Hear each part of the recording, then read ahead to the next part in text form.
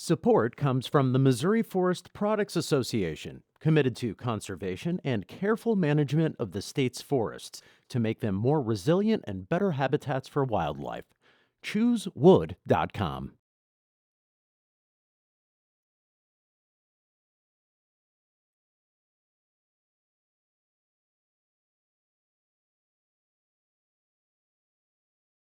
Welcome to St. Louis on the Air. I'm Don Marsh. Today we're talking about the low-cost clothing Americans enjoy so much.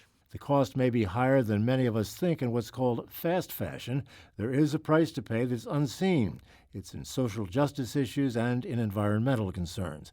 It's all pointed out in a Washington University study titled The Global Environmental Injustice of Fast Fashion. Joining me in studio to discuss it are Mary Rupert Stroescu with the Sam Fox School of Design and Visual Arts at Washington University. Jenny Murphy is the founder and executive director of Perennial, a nonprofit that teaches people creative skills to reuse materials. Ladies, thanks for being with us. Nice to have you. Thanks for having me. Glad to be here. Mary, let me begin with you. What is the difference between fast fashion and high fashion? Well, actually, we have a term that we call slow fashion, kind of similar to the fast food and slow food trend. And fast fashion is intended to be produced quickly and consumed quickly. So companies that produce in the fast fashion world generally bring out a collection from idea to the store of Zara, for example, a retailer, in 6 weeks. Whereas in the haute couture, in the high fashion, they can take up to 4 to 5 months in conceiving, having the ideation, experimenting with materials and craft and form and fit and all that kind of lovely things, and then finally show their collection. So it could take 4 to 5 months. And of course, all of this is reflected in the price that we as consumers pay. Yes, it is. What's wrong with fast fashion, do you think? Well, some of the things that are wrong with fast fashion is the consumer mindset that you buy it and then you just throw it away because you need to get the next one, in the next 6 weeks. It's a take now, consume now, throw away mindset that has created an enormous amount of textile waste in our landfills. About 5% of the landfills contain textile waste. Another thing that makes us a little less aware in the fast fashion world is that marketing and publicity is like driven to the maximum. So you kind of don't really think too much about what you're wearing, why you're wearing it, what you're going to do with it when you're finished liking it, how you would combine it with other things in your wardrobe. It's just kind of like a mindless thing of, I'm going to get it, I'm going to wear it because they're telling me to. Jenny, where does Perennial come into this equation? Yeah, so we are a nonprofit that teaches creative reuse, but we have an event series that are community clothing swaps. So we try to encourage people to bring items that they no longer want, bring them to this event, and then take items that are new to them and sort of have this way to close that loop and have an end point for their clothes. The other thing that we're just rooted in our mission is this idea that if people understand how to make things, how things are made, that they'll place higher value on them and have a better understanding of when they purchase a shirt, what actually goes into making that, and understanding that if they're paying a low price for it, it means that there's a lot of other costs that are going on that they're not paying for, whether that's environmental or social. So through our programs that we teach, whether it's like sewing basics or making a zippered pouch that are textile based, it helps kind of drive home that idea and make people a little bit more conscious of the way that they're consuming. Well, let's go back, Mary. Let's go back to the starting point, and that being where these clothes are made in the first place. Mm-hmm. What basically are the countries? I mentioned China and Bangladesh. What other countries are involved in making these products? Well, if you go into any of the what we call kind of fast fashion stores, or if you look in your wardrobe, you can look at the label. You'll see a lot in China, but actually China has gotten to be a little more expensive than the lowest rank on the ladder. And so yes, Bangladesh, Indonesia, India, and we're actually starting to see a lot more production happening in Africa. And what are the problems at the production sites with regard to just getting these garments put together?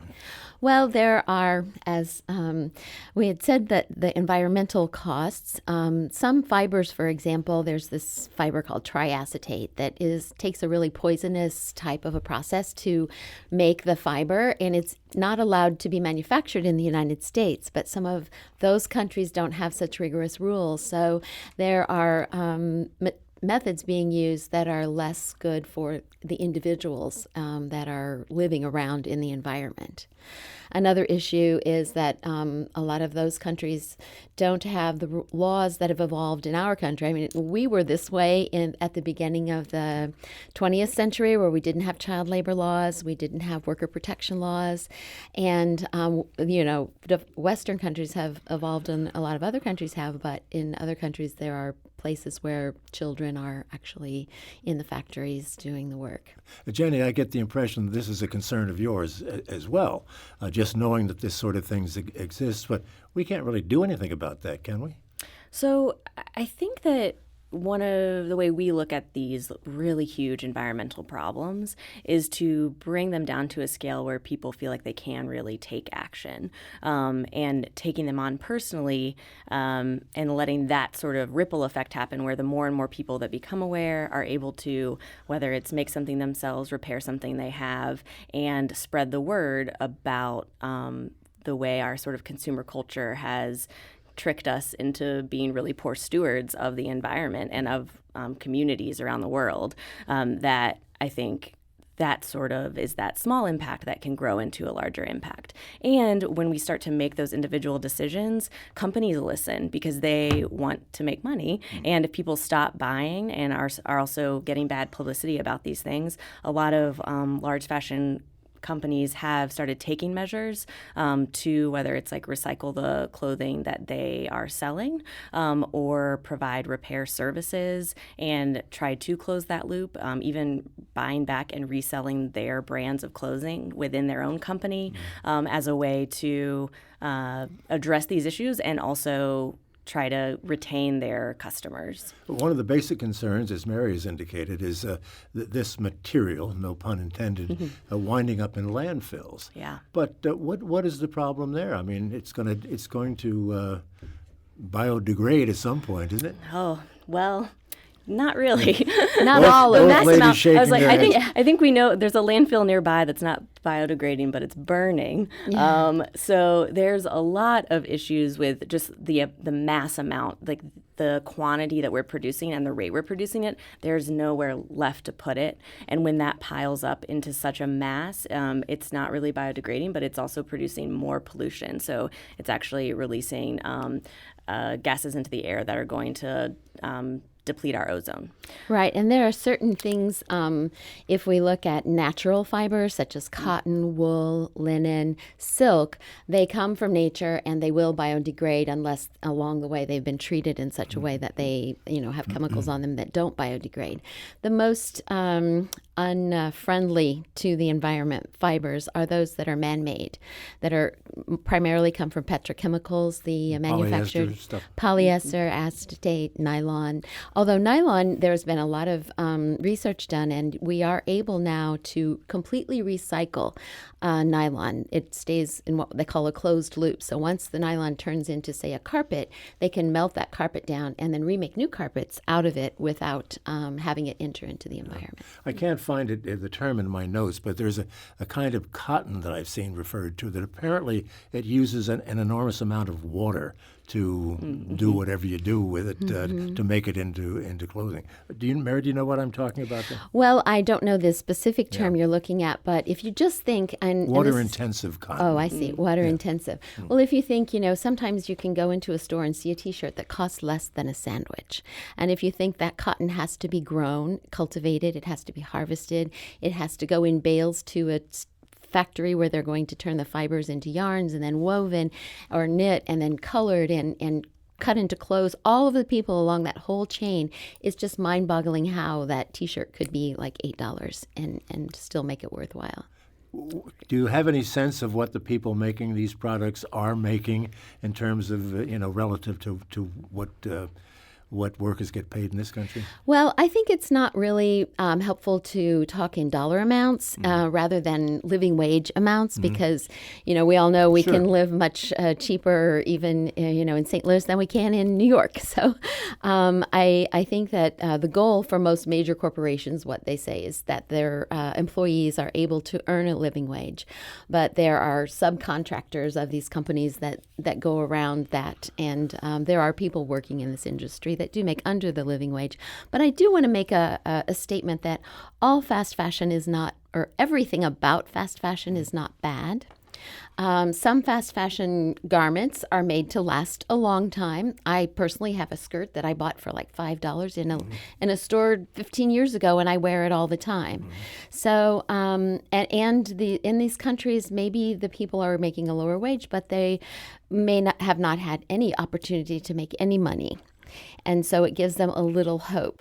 Now, that said, I think as you had said, the issue is the consumer.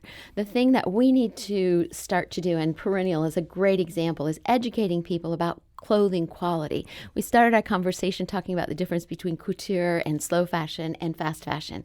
And the idea is to take the time to understand where your clothes come from, the quality and time that it puts into them, and kind of plan to keep them around for a while, Yeah. But Jenny, knowing people the way I do, and you do too probably, if you can save a buck, you're going to save a buck. It's going to be very, very difficult to change that buying habit, don't you think? Yeah, so I often talk about the idea that when someone comes into our programs, they might say they're taking a class on we have a class I teach making a boxy tee, so a really simple t-shirt. And they come in thinking, I'm going to make my clothes and this is going to be this great, new, leaf turn for me. But it turns out it's a lot harder than they thought it was going to be. And by the end of the class, they're like, okay, I'm not going to make my own clothes.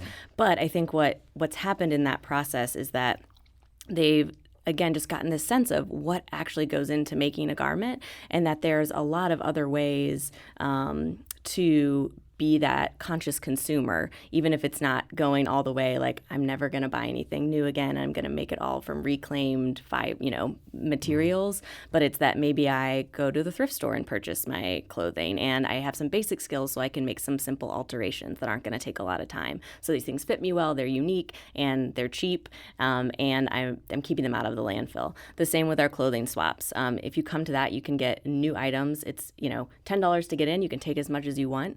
But being able to not only get clothes at that swap and then say you wear them a couple times, but you're done with them, you take them back to the swap, someone else picks it up, and keeping that within our own community, that kind of circular system where the clothing isn't being bought new, it's not ending up in the landfill, and we're making the most of it. I want to pick up on the thrift shop aspect of what you just said in a moment, but we have to take a break. I'd also like to get listeners into this conversation. What do you think about what we're talking about, fast fashion? Are you a consumer of products like these? We'd like to hear from you and what you think about it. 382-8255 is our number. That's 382-TALK. You can send us an email to talk@stlpublicradio.org or send us a tweet at STL On Air. Back to continue the conversation in a moment. This is St. Louis on the Air on St. Louis Public Radio, 90.7 KWMU. We hope you enjoy listening to this podcast of St. Louis on the Air, brought to you by Lindenwood University's Hammond Institute for Free Enterprise, examining market approaches to help solve economic and social issues. Hammond.Institute. And welcome back. We'll be continuing our conversation with Mary Rupert Sorescu with the Sam Fox School of Design and Visual Arts at Washington University, and Jenny Murphy, the founder and executive director of Perennial. And we hope to hear from you with regard to your thoughts on the subject matter that we're talking about. Jenny, I'll come back to you on this idea of thrift shops and secondhand shops. My impression is that most of them wind up sending a lot of the clothing overseas. Yeah. What's wrong with that? So there is, we were talking earlier kind of about the quantity of stuff and even the amount that ends up in landfills. I think a great visual for this is at our last clothing swap in January, or at the beginning of February, we had 160 people come, and we have everyone weigh the amount of clothes that they take with them. And 1,500 pounds of clothing went out the door. So if you start to see these sort of actual weight and like size, the amount of stuff that's at these events. And the same thing for a thrift store. That's a 2-hour event one day. And if you think about the amount of clothes that move through a thrift store or any kind of secondhand place. But yeah, there is just the mass quantity. A lot of it gets shipped overseas, and some of it also we're finding ways to recycle it, whether it's breaking down jeans into insulation or there's a textile recycler Remains that's here in St. Louis, and they have a lot of different kind of arms where they're breaking down things for archery targets or rags or finding just anything that we can do with this besides send it to a landfill. But it's hard because the mass quantity is just. I want to be sure I understand. Are you saying that what we send overseas goes into landfills there, or is the clothing worn by? Mary probably has people. more statistics about this, but I think it's a combination of the way it's used. But a lot of it gets worn. Yeah. Yeah. So, and yes, you do find stories of a student on study abroad in Uganda and walks down the street and sees someone local wearing a T-shirt from Washu or something. Mm-hmm. But and so in some ways that's good, but in other ways, like Western bodies are not the same as bodies, say, from Mozambique or Rwanda. And so the clothes aren't always able to be worn. And another thing is the cultural aspect of it. I know a friend of mine was a Peace Corps volunteer in Mali, and she said that their word for old clothes was dead man's clothes. Aye. And they would never culturally want to wear someone else's clothes because of all of the connotations that might give in their mind because of their cultural impact. And then in some countries, I believe Rwanda has outlawed the importation of secondhand clothes because it is actually killing the local industry. It's cheaper to buy, cheap secondhand clothes than to invest in something that is going to help the local industry prosper and create jobs. It's almost counterintuitive. You would think that in cultures where primarily poor cultures or poor communities, that they would welcome anything that they could get like that. Just as we can argue that this may not, the way these clothes are made may not be right and may have issues with environmental and otherwise, but at least the people there are making a paycheck, have some money coming in. Yeah. So it's a very complex situation. It truly is. We have some people want to get into our conversation, and let's bring them in. We'll start with Lucy calling from St. Louis. Lucy, thanks for being with us. Go ahead. Hi, thanks for letting me talk to you about this. I had a really interesting challenge. It was 4 years ago. It was a New Year's resolution that I wasn't going to buy any new clothes. And I was never much of a clothes horse anyway, but I just thought I'm going to give myself this as a challenge. And I've been doing it ever since. The only thing that I buy new would be essential things like underwear and socks. But beyond that, I stick to thrift or Goodwill or consignment, and have had a wonderful time with the challenge. Well, Lucy, thanks for the call. That's go ahead, Mary. Well, Lucy, that is phenomenal. I actually did a research study on this topic. We asked our students to go for 10 weeks to do a fashion detox, we called it, and they blogged about the experience. And I analyzed the data from the point of view of how that inspired their creativity. Did this process inspire you to be more creative? Did, and it wasn't why I started it. I did it mainly because I wanted to be more environmentally conscious, to be more recycled. I saw it as recycling, and it was another way to incorporate recycling. But I think it is much more of a creative endeavor than I would have thought initially. It's a lot of fun. It's saying going shopping when you know you need something is a very different experience because you kind of have to think about it in advance. So if you want to, a dress for a certain occasion, you can't just go out and look for it the day before. You really have to kind of search and realize, oh yeah, that would be perfect for this. It's a different way of looking at how you shop. I would say too, I think that's something that we really seek for people to understand when they come take classes at Perennial or learn something new with us, because when you're not, like you said before, Mary, like the way that even the marketing around fast fashion is very aggressive, and it makes it seem so easy just to go out and buy something new, and you don't really think about that process at all. And when you take a step back and you add this extra kind of challenge to your shopping, it is way more fun.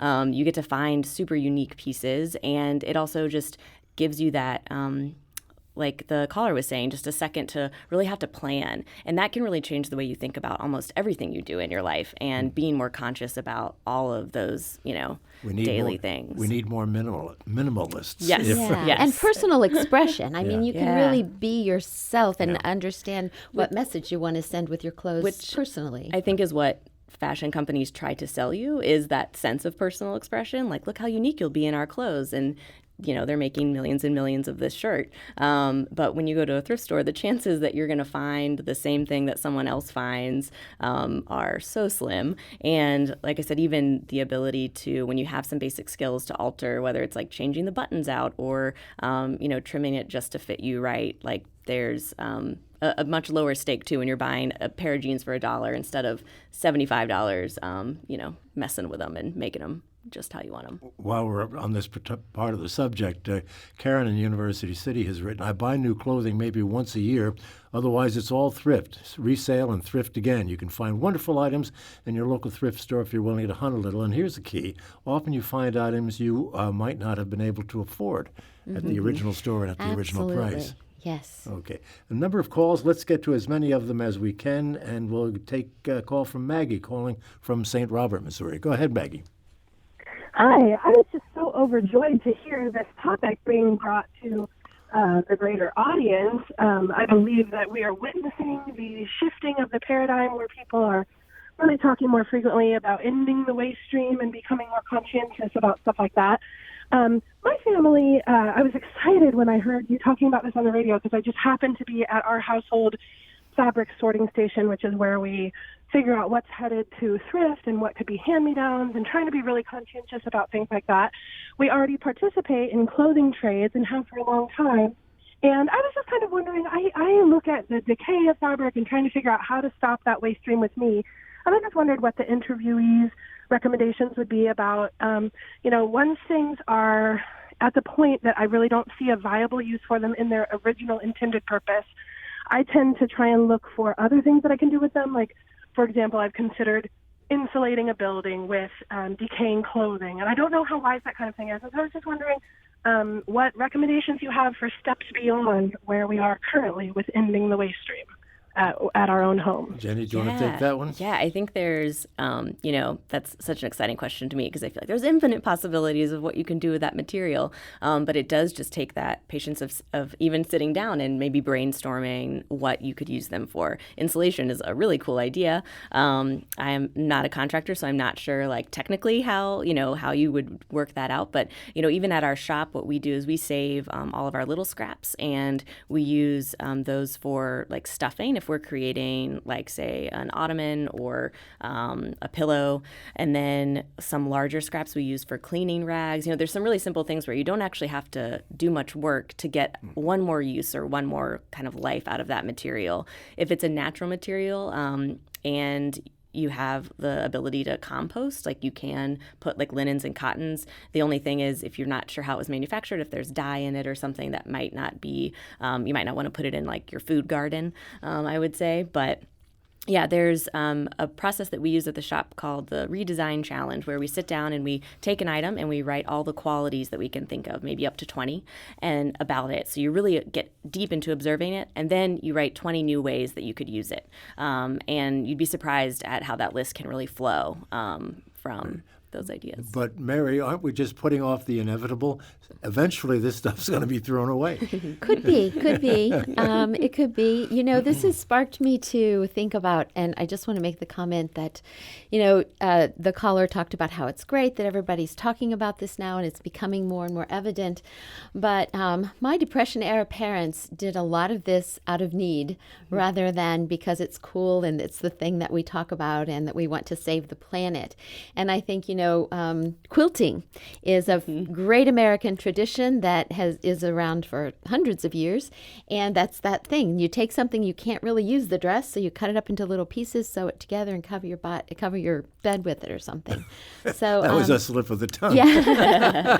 Well, actually, I have a process that I developed with my students where we take things, we do cut them up into little pieces, and we make new clothes out of them that do cover the body in a zero waste way of doing it. There's, we've been talking a lot about the post arrival in the consumer's hands, but there's also a lot of work that designers are doing on the front end of the making clothes process to keep waste from the landfills and making a garment, for example, out of a piece of fabric that you don't cut. So there's nothing to throw away during the manufacturing process is another way to do it. Yeah. So there's a lot of stuff happening. It's just going to take a while, and it's, once again, all about the consumers to want that to happen. And creativity. Yeah. No question. Let's take Bob's call. He's calling from Middletown, Mo. Bob, go ahead. Hi, Don. Really enjoy your show. It's always a pleasure to listen to it. We don't get to listen to it every day, but appreciate the topic today. Thank you. Yes. I just want to say, we moved in 2002, and we had so much stuff coming out of that house that I made 2 full-size van trips to the local thrift stop, and they actually refused the second full-size load, and so I had to take it to. It made me aware how important it is that we buy, not just drop stuff off, but that we buy. And one of the easiest things to buy is clothing, because there's so much clothing. And then the final comment, I do have a question. How much people spend on clothing? And I assume that changes by decade of years on the planet. But the other thing is I have traveled outside the country, and people in other parts of the world do wear American clothes. And the clothing that we donate, even though it's rags, it does get used properly. So I'm just going to sign off. Thanks a lot. All right, thanks for the call. Anybody want to respond to him? Because I've got a factoid here that I think is pretty interesting. My response is just like, I always think about this in the context of stuff that we have enough stuff. Like, we could stop making new things and everyone would be fine. And it is just this people being able to comprehend the amount that's out there. But that idea of, if everyone bought things from the thrift store and we had this more circular, if we just kept passing around the clothes that already exist, like, we would be good for years and years and years. So I think just keeping that in mind as you continue, shopping. Here is my factoid. Yeah. Globally, 80 billion, that's with a B, 80 billion pieces of new clothing are purchased each year, translating to $1.2 trillion annually for the global fashion industry. This is an enormous industry. And therefore, Mary, I think difficult to bring under control. It is, but I think too, we need to recognize the economic importance of this industry. And I totally get your comment, Jenny, about maybe if we stop making clothes, but I think the idea would be that there would be new business models coming out like yours, Perennial, that is able to help us enjoy clothing, because I do think a big part of what motivates us to dress, aside from modesty and protection and things like that, is personal expression. And it's my hope that we don't stop wanting to have fun and express ourselves with our clothes just because that we want to stop polluting the landfill. I hope we find other ways of keeping fashion alive, but being less detrimental and to that's the what this is all about. That's what we're talking about today. I'm going to take one more call before our time is up for this segment. We'll bring in Susan calling from University City. Susan, go ahead. Hi. I'm into slow fashion, and I've been trying to get a business started to hire refugee women in St. Louis to make one-of-a-kind children's clothes using their creativity so they don't end up being sex trafficked. I started buying organic cotton clothing over 20 years ago when I lived in Huntsville, Alabama, and I still have some of those pieces that I wear all the time. So I have a lot of sustainable fabrics, cotton, Pima cotton, organic cotton and linens and things. And so women need to use their creativity to make things rather than making them by rote in a factory setting. It's very good for them to recover from post-traumatic stress disorder and be able to communicate with each other, and for babies to be able to wear clothes that are not full of chemicals, and it's so good for the environment. So slow fashion is a way to do this. And Susan, I'm going to interrupt because our time is getting away. I think we have the point, and I think she is making the point that we've been trying to stress here during the course of this time. Any final thoughts before we have to say goodbye, Mary? Well, I really enjoyed this. Thank you so much for inviting us. And I just hope that St. Louis becomes a leader on the map of the global environment in saving our landfills from our textiles. Yeah. Jenny? Yeah, I just would encourage everyone to take a look at their closets and figure out what they can repair and mend, and come to one of our clothing swaps and see what you can find. We'll put a link. You've got a website, I'm sure. Yep. We'll put a link to your website on ours so that people can find you easily that way. I want to thank you, Mary Rupert Strowesky. Thank you so much for being with us. She's with Washington University. Jenny Murphy of Perennial, thank you also for being with us. This is St. Louis on the Air on St. Louis Public Radio 90.7 KWMU.